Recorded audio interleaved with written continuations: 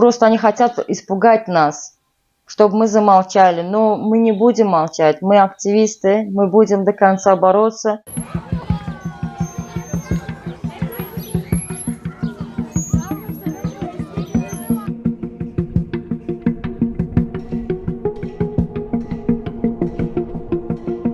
Спасибо нашим консульству, что они вот так работают, за нехватные отношения их, что они вот ни документы, ни детям делают, ни паспорта, ничего они, совершенно ничего они не делают. Обращаются как скоты с людьми.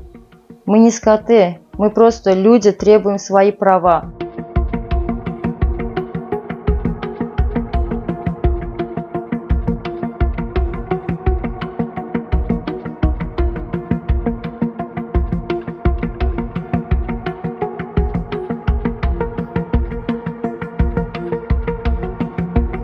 Сколько лет я уже мучилась, что мне консульство не помогло ни в чем. Ни моим детям, никому. Смотрела, как они обращаются с людьми, которые ходят, обращаются в консульство.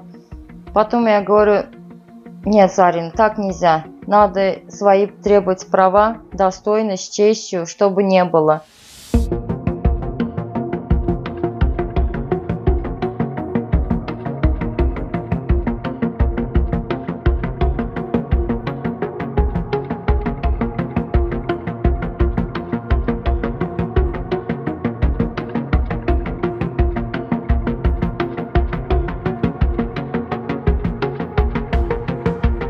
Мы все вместе с нашей группой активистов написали письмо президенту о жизни туркменских народов, о жизни наших детей, которые находятся в Турции, о жизни женщин, которые не могут получить для ребенка какую-нибудь бумажку, справку или документ.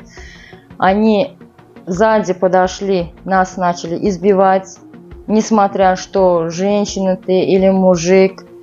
Дети там мои были, моя дочка получила травму.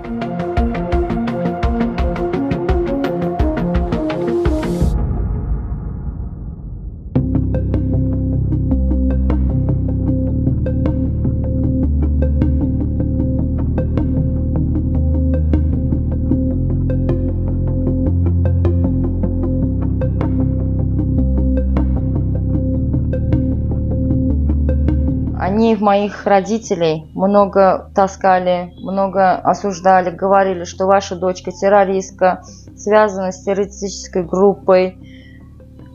Папе стало плохо. Говорили то, что вот давление было на мою семью. Да и сейчас давление идет на мою семью. Говорят, где я только выступаю, они смотрят, сразу показывают или сразу в полицейский участок, дом правления возят. Просто они хотят испугать нас, чтобы мы замолчали. Но мы не будем молчать. Мы активисты, мы будем до конца бороться.